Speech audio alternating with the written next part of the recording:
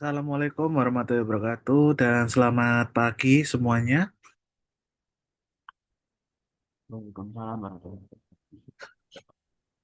Bisa mendengar suara saya ya? Bisa, Pak. Oke. Oke, untuk materi kita hari ini kita akan bicarakan mengenai finite state machine atau finite automata gitu ya. Jadi bisa disebut dengan finite state machine atau bisa disebut dengan finite automata gitu ya. Ini masih ke dalam dasar gitu ya, dasar bagaimana otomata itu terbentuk gitu ya, secara hardware-nya di mana seperti itu ya.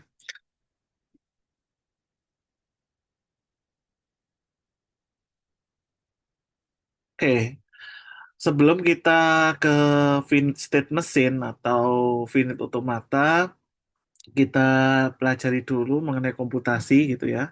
Saya rasa semuanya sudah paham apa itu komputasi. Ya bisa diartikan sebagai perhitungan gitu ya. Ya perhitungan seperti apa gitu ya. Dia di sini untuk komputasi sendiri kita membahas di sebuah hardware gitu ya. Komputasi itu dia berjalan di antara CPU dan memori gitu ya. Jadi CPU dan memori saling berikatan ya. Jadi CPU dan memori ini dia saling memproses satu sama lain untuk komputasi itu gitu ya. Dari sini kita tahu CPU itu ya berarti intinya ini ya, apa namanya, Intel apa biasanya kan seperti itu, atau pakai eh, bukan Intel lagi tapi prosesor yang lain gitu ya. Biasanya kalau kita lihat CPU kan biasanya yang paling umum adalah pakai Intel, tapi kita bisa pakai prosesor yang lain gitu, AMD atau yang lain juga gitu ya. Kalau kita lihat di pasar Indonesia kan seperti itu ya. Jadi CPU ini dia mengarah ke sebuah prosesor gitu ya, prosesor yang kita pakai untuk memproses sebuah komputasi itu gitu. Kemudian memori ini sebagai penyimpanannya ya, penyimpanan. Tidak hanya penyimpanan di memori ini tapi sebagai hal-hal yang lain juga nantinya gitu ya. Tapi di CPU ini kita mengenalnya adalah Intel, kemudian apa namanya tadi itu, AMD dan lain sebagainya yang dinamakan sebagai prosesor gitu. Secara umum kan dia bertindak sebagai prosesor. Ya. Jadi itu untuk komputasi ya. Nah, di sini kita akan bagi memori karena memori tidak hanya sebagai penyimpanan saja gitu ya. Kalau kita lihat ya jenisnya atau kita kelompokkan lagi gitu ya, memori itu bisa dibagi ke dalam empat jenis atau empat kategori. Yang pertama kita bisa istilahkan yaitu input memory ya. Ini yang pertama, kemudian yang kedua adalah output memory, ketiga adalah program memory, dan yang keempat adalah temporary memory gitu ya. Jadi input dan output ini adalah wajib. Jadi ketika kalian nanti di skripsi ya, biasanya kan di skripsi ada yang namanya flowchart. Jadi untuk flowchart itu kalian harus ada inputannya apa. Dan input itu digambarkan dengan jajaran genjang biasanya ya. Ini bakunya seperti itu. Dan outputnya pun juga seperti itu, jajar genjang juga di dalam flowchart. Gitu ya. Baru kalian boleh pakai proses, boleh pakai kondisi kalau memang dibutuhkan. Tapi kalau tidak ya sudah, berarti kalian harus pakai input outputnya apa gitu loh ya. Jangan sampai ketika kalian membuat sebuah sistem, kalian tidak tahu input outputnya apa. Yang penting jadilah Pak sistemnya. Ya, tidak bisa gitu ya. Jadi kalian harus tahu inputan kalian, outputan kalian itu apa di dalam sebuah sistem itu atau di dalam program kalian. Ya. Kemudian di dalam dunia nyata, input memori, ya, input itu berasal dari kata masukan ya, bahasa Indonesianya kan masukan, memori masukan. Ada yang tahu apa jenis dari input memori ini? Contohnya saja, satu contoh. Apa kira-kira? Pemasukan data Pak, atau Masukan data. Tidak, ini menyangkut hardware ya. Jadi untuk memori masukan, kira-kira apa contohnya? Kalau untuk memasukkan. oh kayak hardware-nya keyboard mouse itu tuh. Nah, betul. Itu adalah inputan memori ya.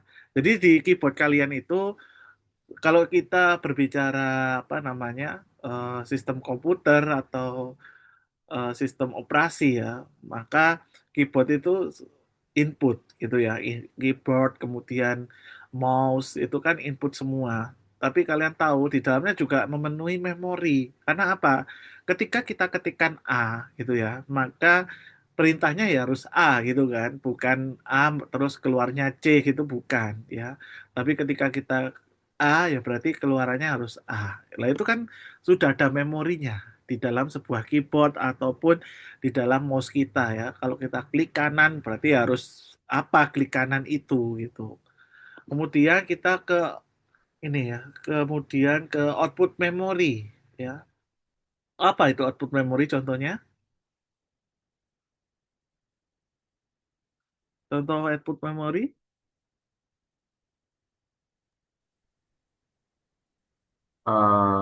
Speaker sama monitor mungkin Pak.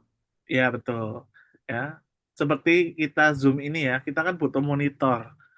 Kalau kalian tidak ada monitor, kemudian saya cuman ngomong aja lah, kalian nggak tahu yang mana sih yang dimaksud Pak Ervin itu gitu kan. Sehingga kalau kalian sudah ada monitor, kalian tahu, oh berarti itu outputnya yang dimaksud, oh output memori itu yang nomor dua gitu kan. Sehingga memperjelas kalian ya. Contohnya ya itu tadi bisa salah satu contohnya monitor ya. Monitor itu sangat umum sebagai output memori gitu ya. Karena kalau kita tidak ada outputannya atau tidak ada hasilnya, kita juga nggak tahu gitu kan hasilnya seperti apa. Kemudian selanjutnya program memori. Contohnya apa? Program memori.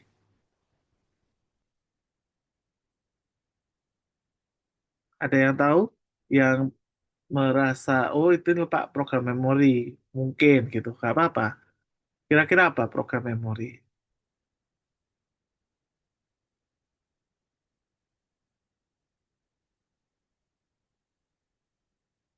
Ini pada kemana semua ini? Kelas sebelumnya aktif banget ya. Saya harap ini juga itu ya. Apa kira-kira program memori? Contohnya.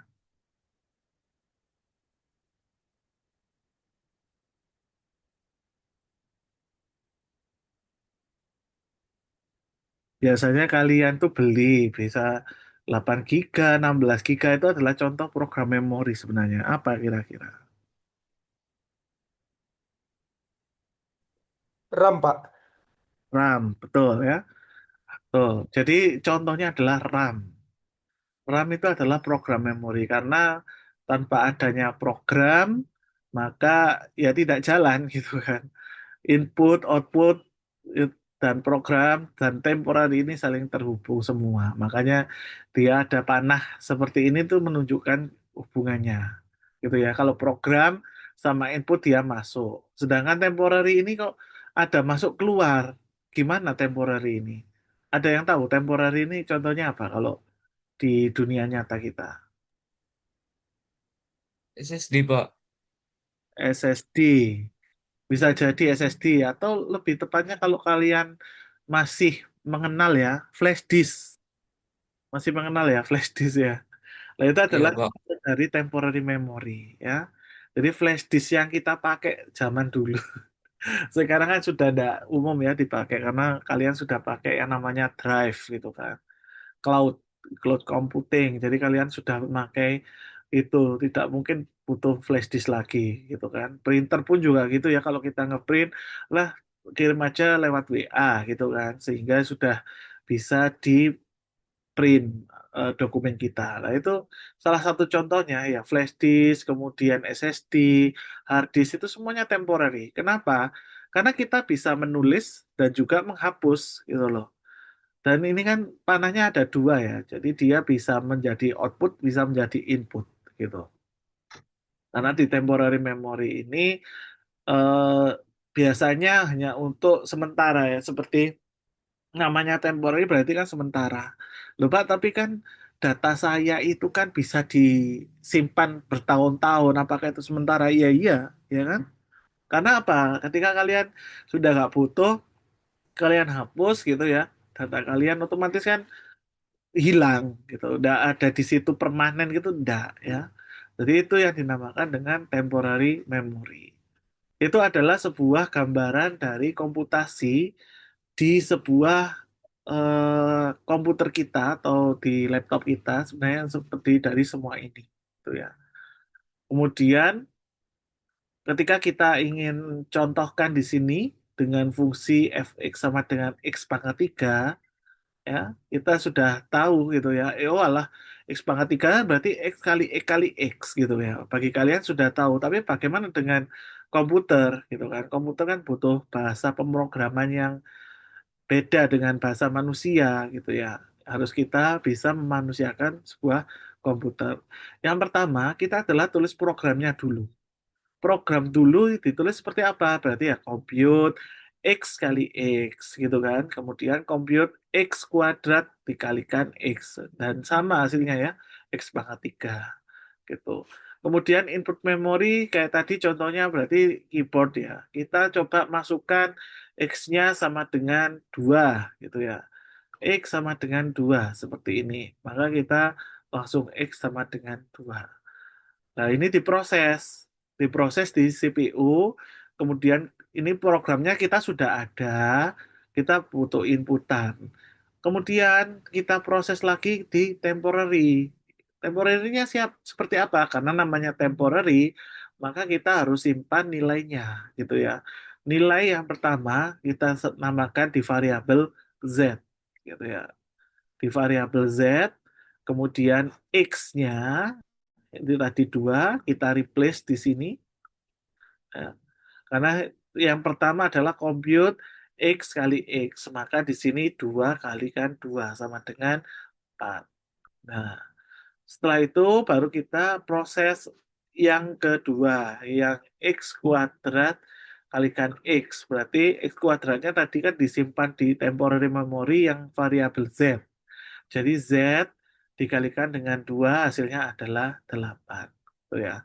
Jadi kalau kita lihat di sini sudah terbentuk hasilnya, cuman ini kan temporary memory ya, belum mengeluarkan hasil, maka hasilnya harus kita keluarkan di output memory ini.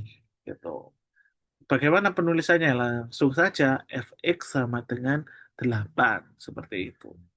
Sehingga fx sama dengan x pangkat 3 dengan inputan 2 kita bisa selesaikan hasilnya adalah 8. Nah, ini adalah perhitungan sistematis ya di dalam sebuah komputer. Nah, kalian harus tahu nantinya misalkan nanti saya fungsi yang lain, nah kalian harus bisa menyusun bagaimana di program memorinya, kemudian inputannya seperti apa, temporary memorinya seperti apa, dan output memorinya juga seperti apa. Itu harus kalian pikirkan gitu ya, supaya bisa keempat ini ada prosesnya semua. Apakah kalau misalkan inputannya atau outputnya nggak ditulis itu betul Pak, ya salah ya karena harus semua diisi. Gitu. Kalau kita lihat di sini kan semuanya diisi ya, dari program, output, input sama temporary kita isi semua, sehingga semua ini jadi satu kesatuan yang mana diproses di dalam CPU atau prosesor kita di laptop atau di komputer kita, gitu ya. Baik, itu untuk komputasi. Ada yang ditanyakan sebelum kita lanjut lagi? Mungkin ada yang kurang paham, silakan tanya, tidak apa-apa ya.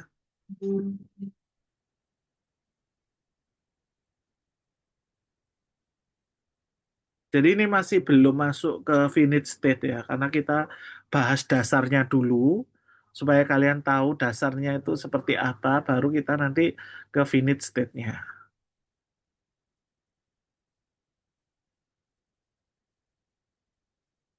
Sudah paham semua?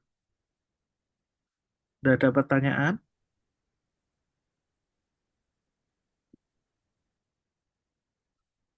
Oke, kalau memang tidak ada, kita lanjut ya ke otomata.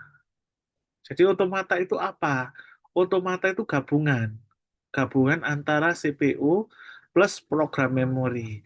Di mana CPU itu dan program memori itu kalau di otomata dia menjadi state dan transisi. State itu yang berbentuk lingkaran. Ini adalah state. Dan transisi bentuknya apa? Yaitu yang berbentuk arah panah ya, bisa ke kanan, bisa ke kiri tergantung dari kondisinya seperti apa.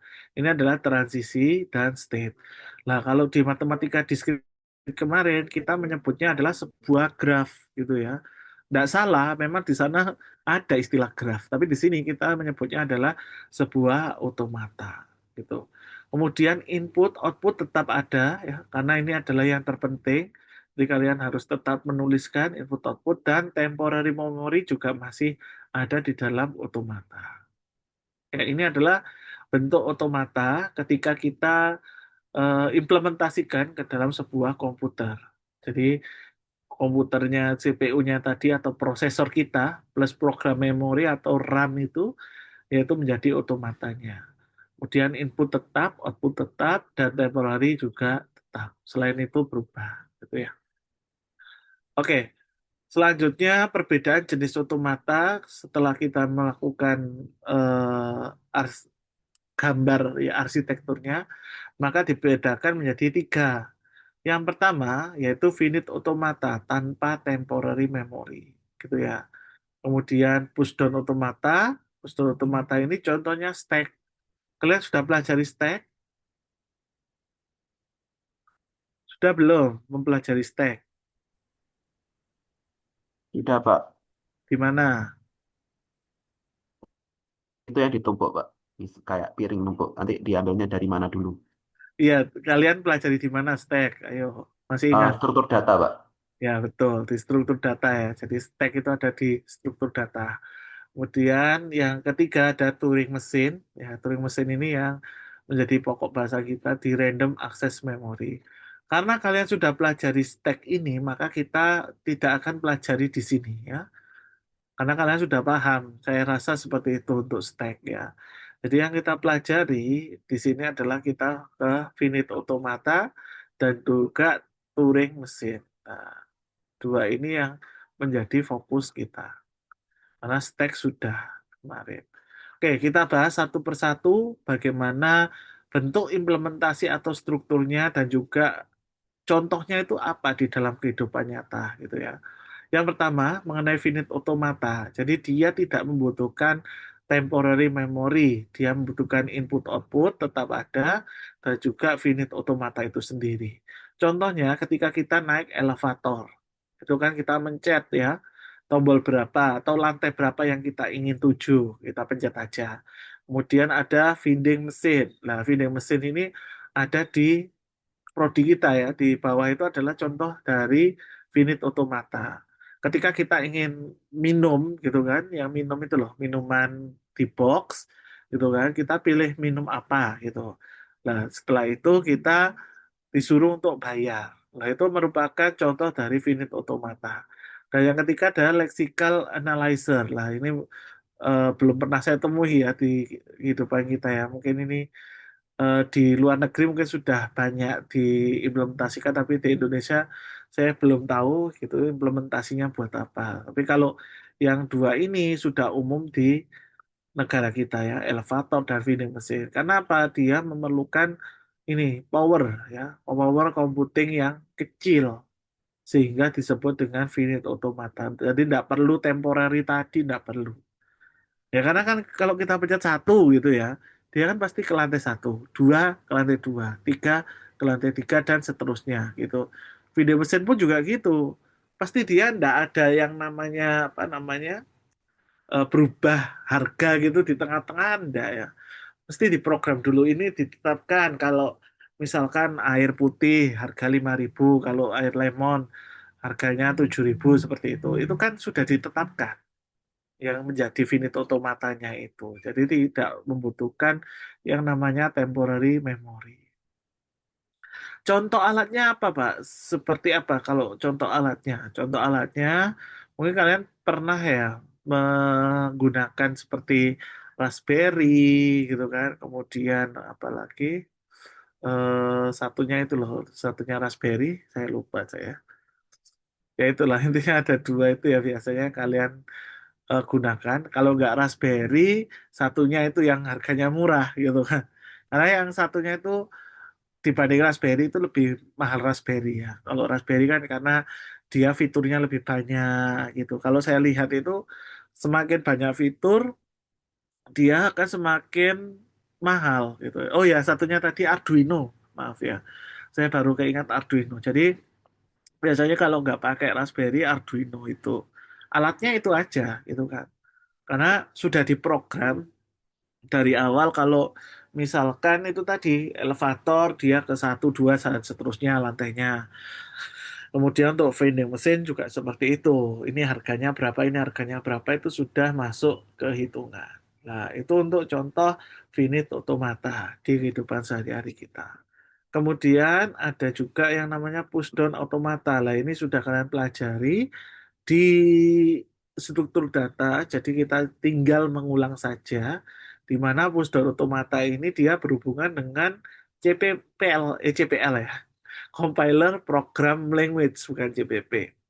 Compiler Program Language itu contohnya seperti apa? Contohnya ketika kalian memprogram bahasa C++ gitu ya, pakai DevC itu loh. Biasanya itu ada compilernya ya, atau Java juga ada compilernya. Terserah yang pokoknya bahasa tingkat rendah ya atau tingkat sedang itu. Kalau tingkat tinggi kan seperti MATLAB ya. MATLAB kan sudah langsung bisa gitu. Tapi sebenarnya itu juga pakai compiler. Cuman tidak disebutkan compilernya apa gitu ya. Nah, kalau Java kemudian C++ itu kan memang compilernya ada sendiri gitu ya. Kita running, kemudian pilih compiler, biasanya kan seperti itu kalau di Java ataupun di C++ gitu. Nah, itu contohnya ya. Kemudian di stack itu ya, temporary memory-nya tadi kita bahas adalah berupa stack. Stack ada operasi push dan ada operasi pop. Ya. Push, pop, lah ini sudah dijelaskan di struktur, jadi tidak saya bahas mendalam. Kalian tinggal buka lagi untuk mata kuliah struktur data kemarin seperti apa gitu. Tetap ya ada input sama outputnya ini juga tetap karena mereka harus ada gitu. Kalau tidak ada berarti ya bukan sebuah proses gitu kan. Nah itu untuk push down automata. Kemudian kita lanjut ke Turing mesin. Lah, Turing mesin ini berbagai macam algoritma. Jadi dari mesin learning sampai deep learning itu dia masuk ke Turing mesin ini, gitu ya. Karena menggunakan yang namanya RAM, Random Access Memory, yang dari berapa? 4 ya kalau tidak salah ya. Mulai startnya kan 4 giga sampai dengan 32 atau 16 giga kalau tidak salah seperti itu ya untuk random access memorinya gitu. Nah, contohnya berbagai macam algoritma ketika kita coba pakai ini ya mesin untuk pengenalan kendaraan gitu kan. Kalau kalian tahu bagaimana Pak untuk pengenalan kendaraan ini pakai metode apa? Bisa pakai mesin learning, deep learning. Kalau kita lihat deep learning lah, ya contohnya deep learning YOLO gitu kan. Dia kan bisa membedakan sudah mana yang mobil, mana yang truk gitu ya, mana yang pesawat, mana yang sepeda motor, sepeda biasa itu dengan cepat gitu. Karena apa? Dia punya RAM ini tadi yang mempermudah juga. Kalau yang dua tadi kan tidak punya RAM ya, diganti yang pertama malah dia tidak butuh malahan gitu kan. Kalau ini masih butuh ya. Jadi RAM-nya juga berpengaruh. Kalau kalian misalkan pakai YOLO versi 12 ya yang terbaru sekarang itu tapi RAM-nya kalian cuma 4 giga ya mungkin akan pengaruh. Makanya kalian harus sesuaikan ya resource kalian ketika ingin mengerjakan sebuah proyek atau sebuah program gitu ya. Aplikasi sistem itu harus disesuaikan. Kalau resource kalian oke, misalkan besar gitu ya, mau buat ini silahkan. Tapi kalau resource kalian kecil ya kalian harus paham gitu. Nantinya pasti akan ada kelemahan di sistem kalian gitu ya. Karena seringkali kakak tingkat kalian tuh terbatas gitu kan. Pak, saya mau mau pakai metode A misalnya seperti itu. Cuman komputer saya seperti ini Pak, gimana lah? Itu kan berarti kalian tidak cocok dengan ini ya, dengan metode itu komputernya. Lah, solusinya bagaimana? Ya solusinya bisa pakai yang namanya kalau sekarang kan ada cloud ya, cloud computing kan sudah ada itu. Jadi bisa bayar, bisa pinjam atau kalau memang punya cukup dana ya, saya rasa lebih apa beli komputer spek tinggi lebih bagus gitu karena untuk kedepannya. Kalian misalkan mau kerja di software house nantinya gitu kan, kan pasti butuh data yang besar di software house itu. Gitu. Kecuali kalau kalian nggak ke software ya, di bidang yang lain mungkin nggak perlu gitu ya. Bidang misalkan apa ya, ya nggak perlu komputer. Ya perlu sih komputer, cuman nggak terlalu resource yang besar gitu loh. Kalau misalkan pegawai bank seperti itu kan nggak butuh resource yang besar. Asalkan jalan sudah cukup gitu. Tapi bagi kita yang programmer, RAM ini memang menentukan kinerja dari program kita. Jadi untuk nanti ya, kalian yang mau skripsi, itu harus dipikirkan. Kalau komputernya memang resource-nya terbatas, ya kalian berarti harus nyewa cloud tadi. Gitu. Itu salah satu contohnya. Nah, kalau kita ukur mengenai kekuatannya, maka yang semakin ke kanan, dia akan semakin besar ya untuk kekuatannya.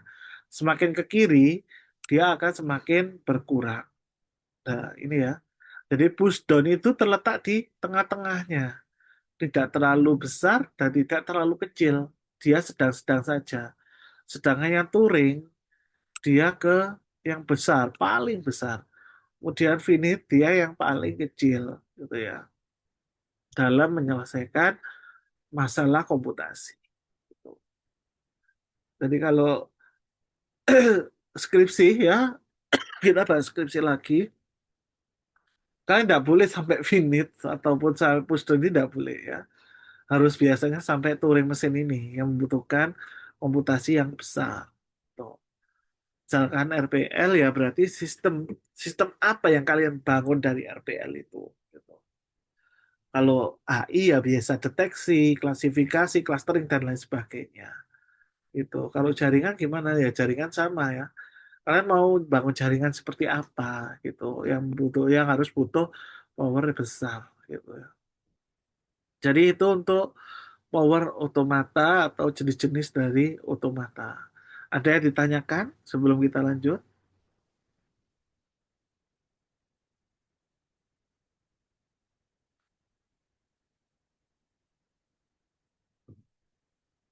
Tidak, Pak. Tidak. Oke, kita lanjut berarti ya. Kita lanjut ke hierarki Chomsky. Hierarki Chomsky ini menyatakan bahwa di mana letak dari otomata itu gitu ya. Karena otomata itu secara garis besar dia akan dikelompok-kelompokkan lagi gitu. Nah, ini kelompoknya kalau kita lihat di sini jadi dibagi dua besar gini ya. Jadi yang ini adalah generator. Ini kelompok generatornya. Atau kita bisa sebut sebagai inputan di sini. Kemudian yang di sini adalah sebagai output. Karena kalau kita lihat ya, grammar, grammar dan bahasa. Kemarin kan sudah kita bahas grammar dan bahasa gitu ya. Kemudian urutannya apa? Dia menjadi otomata. Tuh. Kemudian, nah ini yang selanjutnya ada recursively enumerable language. Dia ke Turing set. Recursively itu apa? Berarti ya kita namakan sebagai bahasa tingkat tinggi lah. Ya, bahasa sederhananya itu bahasa tingkat tinggi. Kemudian Di sini ada bahasa tingkat menengah. Sebenarnya ini menengah ya. Dua ini menengah sehingga dia di push down dan linear bounded automata. Tadi kan sudah kita bahas yang push down ya. Yang linear ini tidak kita bahas karena dia walaupun memang di kategori sedang, tapi yang perlu kita cermati adalah yang push down saja. Karena linear itu tidak begitu penting gitu ya dalam automata. Dan yang terakhir ada regular language ya. Nah, itu di finite state automata yang akan kita pelajari hari ini ya. Di FSA atau FSM gitu ya. Finite state machine. Ini adalah hierarki Chomsky yang terdiri dari beberapa metode input dan beberapa metode output gitu ya. Apakah harus dihafal? Ya terserah. Kalau memang nanti keluar gitu ya kalian harus menghafalkan. Tapi kalau tidak keluar ya nggak apa-apa gitu. Nah ini untuk hierarki Chomsky. Selanjutnya kita ke finite state machine ya dari hierarki Chomsky tadi kita ke finite automata yang bagian bawah sendiri tadi yang sudah saya lingkari. Jadi di finite automata ini itu masih dibagi menjadi dua ya. Finite automata with output sama finite automata without output. Yang kita pelajari minggu depan adalah finite automata without output terutama yang DFA.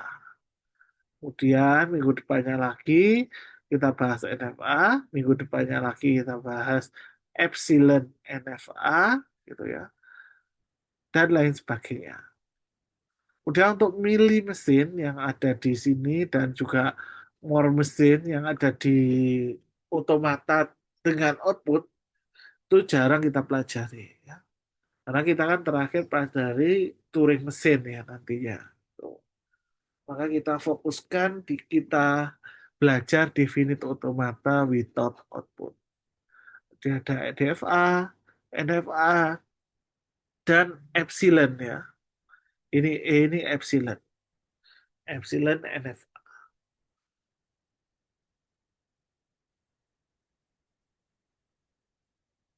Nah, kemudian definite state automata itu didefinisikan dengan 5 tupel. Masih ingat kemarin saya sudah menjelaskan 5 tupel itu apa saja? Silakan yang masih ingat. Apa saja 5 tupel itu? I, sigma, F sama itu ya Pak.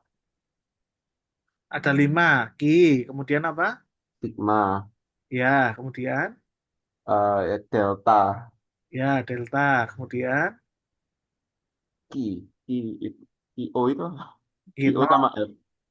Ki 0 sama F. Ya, betul ya. Berarti ada 5 tabel tadi. Dan 5 tabel itu tidak boleh dibolak-balik ya. Harus urut gitu ya, harus urut karena dalam pengerjaannya nanti kita juga akan urut seperti itu, tidak bisa dibolak-balik dari F0 dulu atau dari F dulu kemudian Q0 enggak ya, tapi dari Q dulu, sigma, kemudian delta dan seterusnya. Betul yang sudah dikatakan teman kalian ya.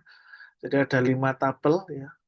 Tapi yang di sini ada perbedaan, tapi sama saja ya. Sebenarnya sama saja, cuma perbedaan penulisan yang S gitu ya. Kalau tadi ada key 0, kalau di sini pakai S. Mana Pak yang dipakai terserah ya. Tidak apa-apa, pakai S ataupun key 0. Boleh. Tapi yang lain harus sama ya. Ada key, sigma, delta, dan F. Ini harus sama. Penjelasannya sama ya seperti kemarin, key-nya adalah himpunan finite state, sigmanya adalah alfabet. Alfabet kita mengenal ada 2 alfabet ya. Ada biner, kemudian ada biasa. Kemudian ada delta ini adalah fungsi transisi. Jadi menggambarkan transisi state FSA atau finite state automata akibat pembacaan simbol input. Dan fungsi transisi diberikan dalam bentuk tabel. Nah, nanti kalian perlu membuat tabel untuk fungsi transisi tersebut seperti apa. Tidak apa-apa, nanti aja ini. Kemudian S atau Q0 adalah state awal atau initial state. Boleh, tidak apa-apa. Initial state, karena itu bahasa Indonesianya adalah state awal. Kemudian F adalah himpunan akhir ya. Himpunan state akhir kita lambangkan dengan F, sama seperti kemarin juga F. Gitu. Oke, jadi itu untuk finite state automata. Nah, ini ada sebuah contoh kasus ya. Contoh yang pertama, kalian coba pikirkan, ada berapa cara seorang petani dengan seekor serigala, kambing, dan seikat rumput berada pada suatu sisi sungai. Tersedia hanya sebuah perahu kecil yang hanya dapat dimuati. Gitu ya, dengan petani tersebut dengan salah satu serigala, kambing, atau rumput. Petani tersebut harus menyeberangkan ketiga bawahnya ke sisi lain sungai. Nah, kira-kira dari pernyataan ini ada berapa cara penyeberangan itu? Kalian pikirkan, ada berapa cara kira-kira?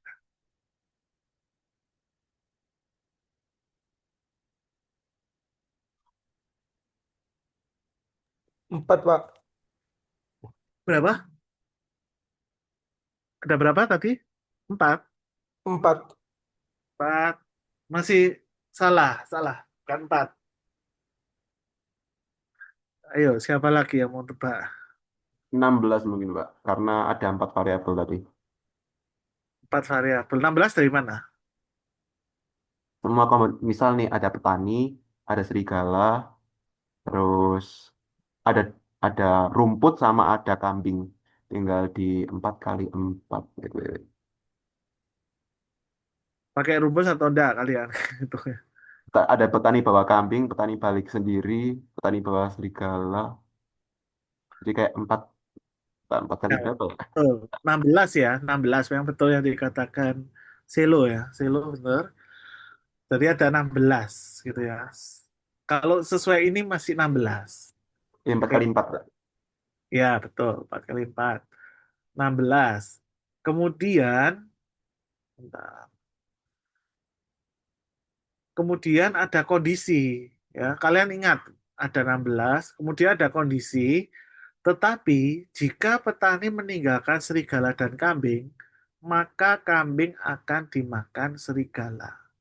Begitu pula jika kambing ditinggalkan dengan rumput, maka rumput akan dimakan oleh kambing. Mungkinkah ditemukan suatu cara untuk melintasi sungai tanpa menyebabkan kambing atau rumput dimakan? Nah, dari 16 itu kira-kira kalau ada kondisi seperti ini, jadi berapa akhirnya? Ada kondisi kedua ini. Kan 16 tadi kan belum ada kondisi ya. Jadi semua bisa langsung nyabrang gitu kan. Cuman yang ini ada kondisi ini kira-kira ada berapa cara?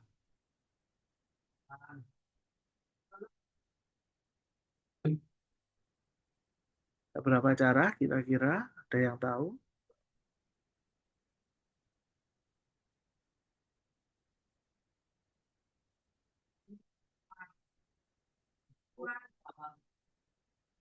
Nah ini kalian harus membentuk tabel sebenarnya. Ya, yang dikatakan Selo tadi 16 itu kalian bentuk tabel. Tabelnya seperti apa? Tabelnya seperti ini, 16 kemungkinan. Ya. Di mana P-nya ini adalah petani, S-nya adalah serigala, K-nya adalah kambing, dan R-nya adalah rumput. Kemudian katakan dua sisi sungai, otomatis ada sisi kiri dan kanan gitu. Ya sudah kita tulis di sini sisi kiri dan sini sisi kanan. Nah ini ada simbol state. Nah kalau tadi kan 16 itu kan tidak ada syarat. Kalau ada syarat jadinya berapa?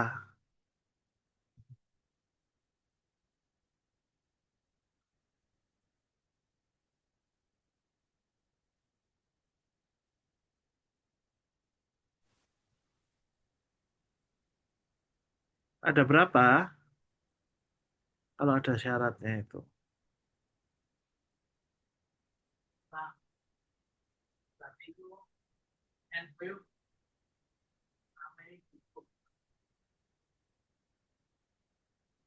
10. Oke, Dwi Amanda dari mana 10? Dwi Amanda. Dwi Amanda menjawab 10. Yang lainnya gimana? Sama. Idem. Atau ada jawaban lain?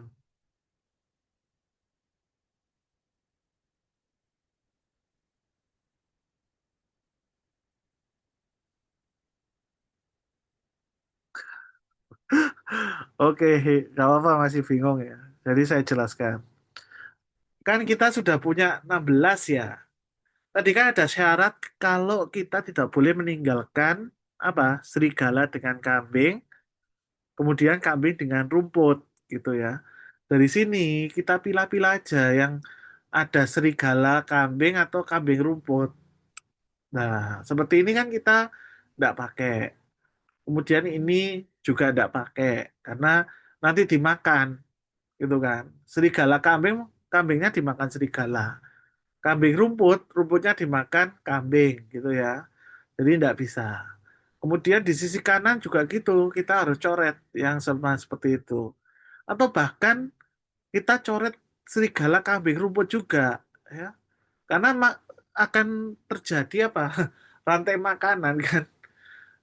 Rumputnya dimakan kambing, kambingnya dimakan serigala gitu. Sehingga ada 10 state yang memenuhi syarat. Nah, kita coba sederhanakan seperti ini sudah selesai. Ya, jadi ini sudah memenuhi yang syarat tadi ya. Kalau yang ini, yang 16 ini, dia belum. Tapi yang 10 ini dia sudah memenuhi syarat tadi. Dari sini, maka kita bisa bentuk yang namanya diagram transisi yang nantinya kalian akan gambarkan ke dalam bentuk ini ya, automata. Seperti apa? Kan kita sudah punya ininya ya, tabelnya ya. Maka kita bentuk seperti ini. Nah, inilah yang disebut sebagai otomata, di mana kalau di matematika diskrit ini dinamakan dengan tree gitu, tapi di otomata kita menyebutnya itu adalah otomata gitu ya. Jadi ada PKSR, kita kalau lihat di sini kan yang di apa bunderan ini atau bulatan ini adalah simbol state-nya ini kan. Kalau kita lihat adalah semua simbol state. Sedangkan yang ini yang transisinya adalah kemungkinan yang menyeberang supaya nggak dimakan apa gitu kan, sehingga yang nggak dimakan ya berarti petani kambing karena serigala nggak akan makan rumput gitu. Kemudian dari sini ya kenapa ada dua Pak, maksudnya yang ini ya transisi ini kenapa ada dua, karena ada dua sisi tadi kan, kanan dan kiri, sehingga kita harus menyeberangkan petani kambing gitu. Nah, yang di sini juga seperti itu dan seterusnya.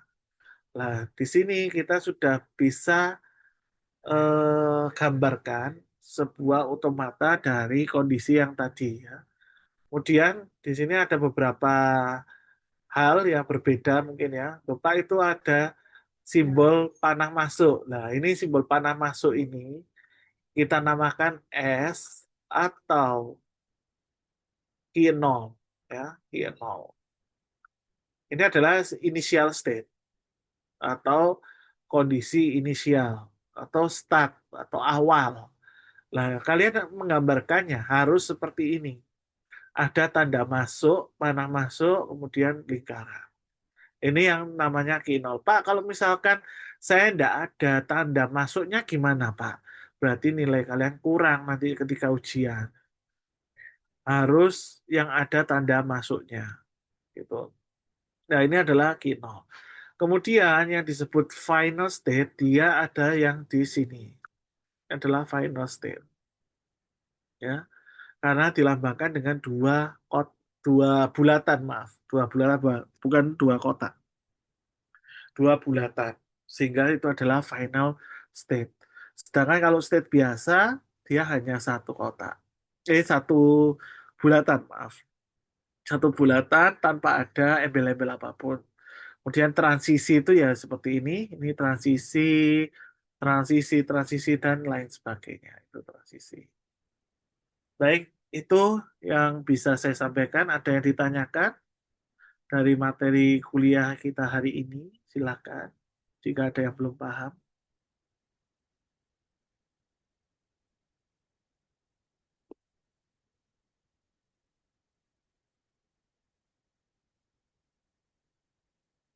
Ini masih contoh sederhana ya. Nanti ketika apa namanya kita ingin ke penggambarannya sebenarnya ya kita sesuaikan dengan aturannya. Kan tadi ada DFA, deterministik, ada NFA, non deterministik, ada epsilon. Lah itu seperti apa? Aturannya beda-beda. Oke, Dwi Amanda, apakah setiap sebelum membuat diagram harus membuat tabel terlebih dahulu, Pak? Ya, saya sarankan iya. Karena apa? Mempermudah kalian ya, mempermudah kalian dalam menganalisis gitu nantinya. Kan tadi sudah di mention ya bahwasanya yang delta nanti kalian akan membuat tabel. Iya, betul ya, membuat tabel seperti ini. Seperti yang ada di slide itu seperti ini tabelnya. Nanti untuk DFA, NFA seperti apa ya? Sama, hampir sama, cuman menyesuaikan dengan perintahnya. Karena masing-masing punya aturan sendiri gitu. Itu ya Amanda. Jadi diusahakan bukan Amanda saja, tapi semua nanti ketika kalian membuat DFA, NFA, Epsilon, menggambar ya, menggambarnya, itu sertakan dengan tabel juga gitu. Karena untuk mempermudah kalian. Kalau enggak ya nanti kalian akan kesulitan. Waktunya habis ketika kalian kesulitan tadi. Nah, kalau ada tabel kan lebih memudahkan. Oh ini ke sini gitu. Sudah cukup gitu ya. Oke, ada lagi yang ditanyakan? Silahkan.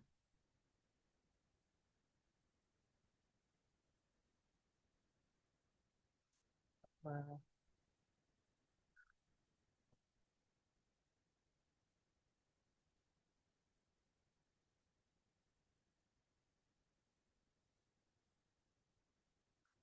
silakan jika ada yang masih kurang jelas.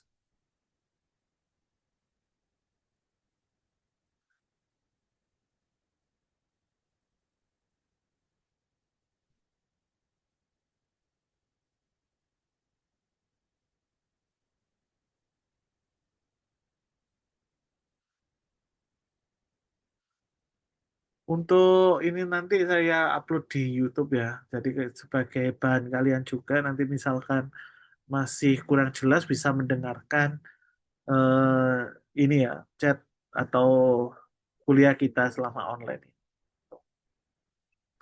Sudah cukup? Tidak ada yang ditanyakan lagi.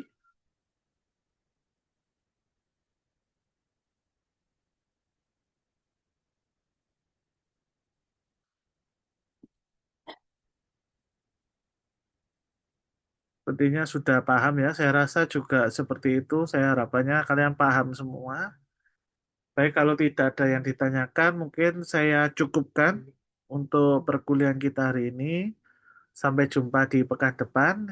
Untuk pekan depan sama ya. Tetap kita di online Zoom seperti ini. Untuk linknya nanti saya serahkan ke koordinator ya, linknya. Seperti biasa. Mungkin itu saja yang bisa saya sampaikan. Kurang lebihnya saya mohon maaf. Saya tutup. Wassalamualaikum warahmatullahi wabarakatuh dan selamat pagi semuanya. Waalaikumsalam warahmatullahi wabarakatuh.